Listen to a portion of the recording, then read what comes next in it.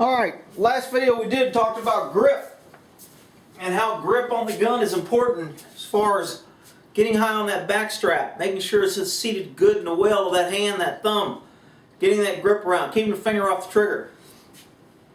Grip is going to not only help you secure the gun when it fires, it's also going to, if somebody grabs it, tries to take it away.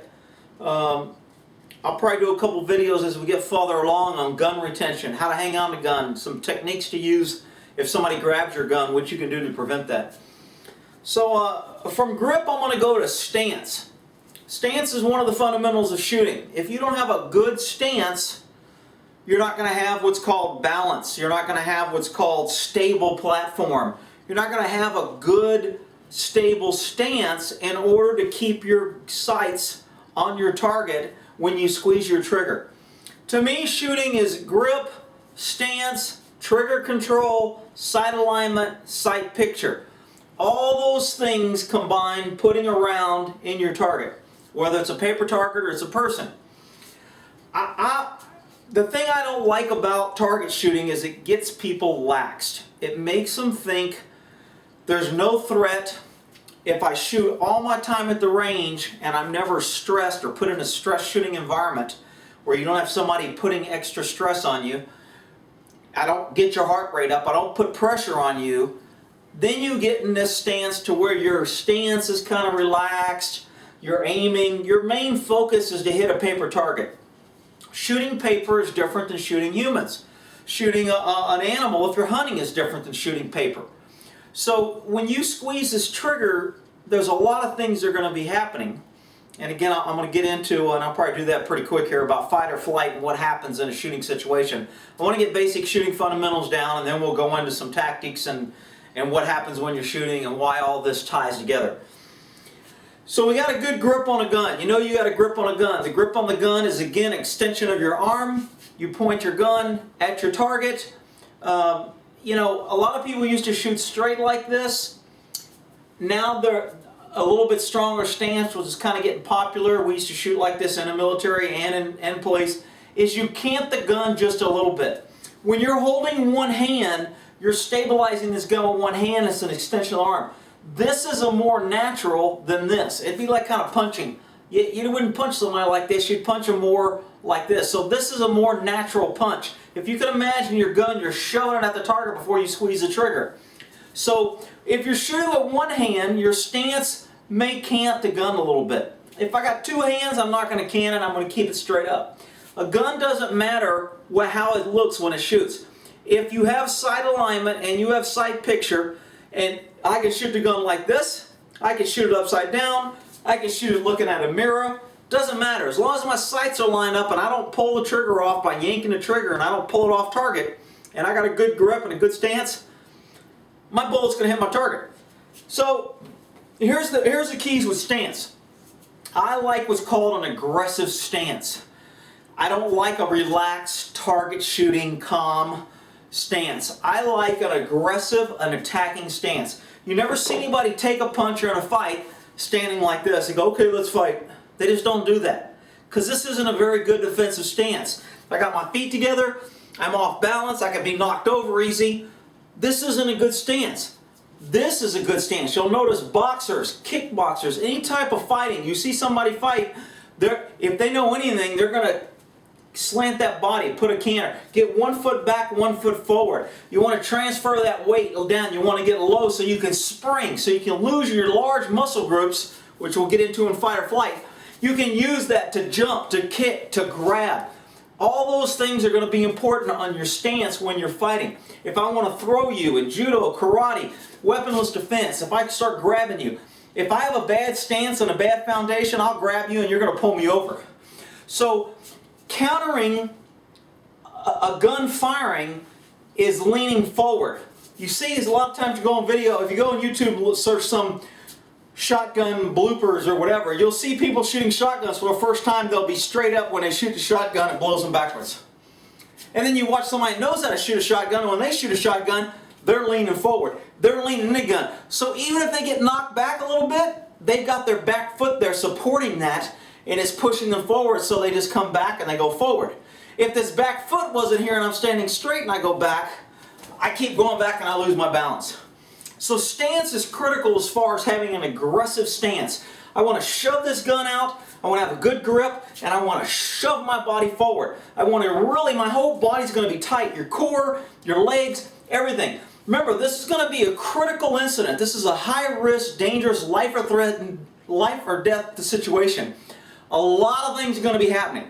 Your heart rate's going to go up, tunnel vision, auditory exclusion, all these things are going to start happening. Your breathing's going to go up. We're going to talk about breath control when you're shooting. It's easier to shoot at the range when you're breathing like this than it is if you're about to shoot somebody and you think you're about to lose your life and you're about to take their life. You're going to be breathing a lot harder. Your heart rate's going to be a lot harder. That's why in order to get that, sometimes when we're shooting for military or cops, we make you run, make you drag a body. We make you run and tag and do certain things to get your heart rate up. We make you verbalize things. Drop the gun, stop moving, stop resisting, put your hands up, show me your hands, open your hands, get your hands up. By talking, it forces me to breathe. It keeps me. If I just sat there and went, pretty soon I'd start holding my breath and then I'm going to start shaking. A lot of things are going to start happening physically that's going to mess up my ability to shoot. So verbalizing thing, when we get cops, if you watch any cops doing their job, you're going to hear a lot of verbalizing. Stop resisting, show me your hand. That talking does a few things. One, tells all the other cops what we're seeing, tells everyone else what I'm seeing, so I'm verbalizing it. It gives them more information. If somebody's videotaping me, it gives me for liability or being sued that I did the right thing and I tried to get the guy. Sometimes, I mean, cops just say it, you know, if you watch them tase somebody, it'll be taser, taser, taser, stop resisting, bang. They don't really care if the guy stopped resisting. They just have to say it because that's in a policy, so they check the box, I told them to stop resisting. But they really don't mean it. I'm going to tase your butt. Stop resisting, 1, 2, 3. I mean, that's just the way it is. But that verbalization keeps you talking and keeps you breathing. It helps get rid of some of that adrenaline pump that you're going to get when you're in fear of losing your life. When you're about to shoot somebody, all those stresses are going to come in. Verbalizing and doing all that helps you release some of that, helps you move. Can't tell you the number of times I myself and other cops, you show up on a high-risk situation where you almost had to shoot somebody for a knife or a gun or something, you got shot at or you shot, and your leg will be shaking uncontrollably. You get to an accident sometimes. Usually if you ever been in an accident or seen somebody, either your leg, your arms, your hands don't stop shaking, your legs won't stop. Those are all the things that happen when you're in a shooting. You got that adrenaline pump. You were in a life-saving situation. Your body did a bunch of things. This stance is going to help counter all that. You get that low center of gravity, that fighting stance. I'm fighting, but then I have a gun right here where I'm shoving it out. I've got a good grip. My finger's off the trigger. I'm pointing at you, and if I want to shoot you, my finger goes on the trigger. Otherwise, it's off the trigger. So I'm talking to you, I'm pointing, I'm doing this low center of gravity, squared off on the target, leaning forward. You don't ever want to lean back when you're shooting. It gives you a poor stance. I want to lean forward. I want an aggressive squat. I want to lean forward, get that arm out there. I'm going to lock this elbow. It becomes an extension. I'm looking straight down my arm. This is a complete extension of this gun. So when this gun goes boom, my wrist, my elbow, my shoulder, all is a shock absorber to get some of this thing. If I'm too laxed, it's going to take it too much. It'll blow it other ways. So locking all that into position, you don't necessarily need strength. When your elbow and shoulder and all that locks in and you use this other hand to support this hand, to wrap around this hand, we'll go over a two-handed thing here. When you grip your hand with one hand, you get a one-handed grip. So if I'm shooting one hand, this is my grip. This second hand becomes an issue when you're using automatics because you don't want to get the thumb over the slide. We talked about that in the automatic. So the thumb, a lot of people will put thumbs up. That's one way to shoot. Thumbs forward or thumbs crossed. Now it doesn't really matter, but whatever you use, you want to maintain that standardized grip. You don't want to have to be changing your grip each time you shoot. So if I go boom and the gun does this and I have to readjust, I'm not holding the gun right. There's one philosophy out there that teaches a white knuckle grip. Now a lot of people are going to tell you, oh, you should never squeeze the gun too tight. That's not good. You know what? When you're new and you're first firing a gun, you're going to squeeze it tight. That's okay. I don't care if you white knuckle it. I want to be able to hold this gun in control. And I'm hitting 10 minutes here, and I'm going to see if I can upload over 10 minutes, so I'm going to let it go over. White knuckling grip means I'm squeezing this grip so much my knuckles turn white. So if you hear the term white knuckle in a critical incident, most people white knuckle because they're scared. They get the pucker factor, their butt tightens up, the sphincter muscle goes up, and they're like, oh shit, it's about to hit the fan. Things happen, so you white knuckle anyway, and you'll see white knuckle. So if you hear that term white knuckling, that means really squeezing down that grip. If I squeeze too much, I get the shakes and the jitters. Now at a close-in target, that's not going to matter. But the farther my target is, that's going to matter. So I don't care if I white knuckle. I mean, sometimes I'll shoot like this. If I draw, I can shoot right here. I can shoot as soon as I come out. I can shoot here. Bang, bang, bang, bang, bang, bang, bang. And I can keep shooting all the way through my drawing. Most people aren't going to shoot it. They're going to draw up, come on target, get their sight picker, and squeeze the trigger off. Tactically, when you're in a critical situation, I want rounds at the bad guy as second I can get it down there. So when I draw, as soon as I clear leather, and as soon as I can come up, I'm firing. Bang, bang, bang, bang. Even if I miss, I'm making him think twice about getting a good hit on me. Moving targets are harder to hit than stationary targets. When you see me doing all these training and we get in our tactics, when I draw my gun, I step to the side. I never stand flat-footed and go. If you train like this, in a crisis, you're going to do it 5,000 times to develop muscle memory. If every time I draw my gun, I step, I move, I change, I make a bad guy or the enemy or whoever's breaking in or who's ever got me an advantage, I make them have to readjust and move.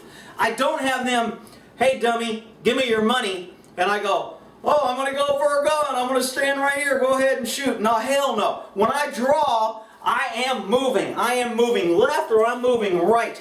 And I do that every time I draw because in a crisis I'm going to do it naturally and I'm not going to have to think about it. The idea about getting good in tactics and guns is to develop muscle memory, develop routine, develop things that you don't have to think about. I talked before about carrying a gun in the same spot. If my gun's always on my hip, when I hear boom, I don't have to go, I wonder where my gun is today. Is it in the car? Is it on my leg? Is it on my shoulder? I know where it's at instinctively, and for years, depending on the area and the job I was doing, if I was working drugs or gangs for a while, when I heard any type of thing, my hand always went here, whether I was off duty or not, because off duty I'd carry a gun on my ankle, but it didn't matter. When I heard a banger, I thought I had my gun or something startled me, it'd be, oh shit, no gun. Then I have to think for a second, okay, I got it on my ankle. And then I'd be like, oh dummy, that was somebody dropped a book. Well, but when you think like that, that thinking process is called lag time. We'll get into that later too. But getting your grip, good stance, aggressive, forward, leaning forward, having this extended out in front of you, locking that elbow and extension of straight arm, that's going to be a good solid grip. We'll go over that more when we start shooting. I'm at 13 minutes. Hopefully they'll let me upload it so I don't have to redo this thing under 10 minutes. Covered a few things there on grip. We talked about the grip last time, so this time we got the stance. I'm not sure what I'm going to go to next. And hope that helps. We'll end that there. And if you don't know why I yell Buddy and Miss T good boys, well, you weren't on my horse channel. Buddy, Miss T, you're good boys.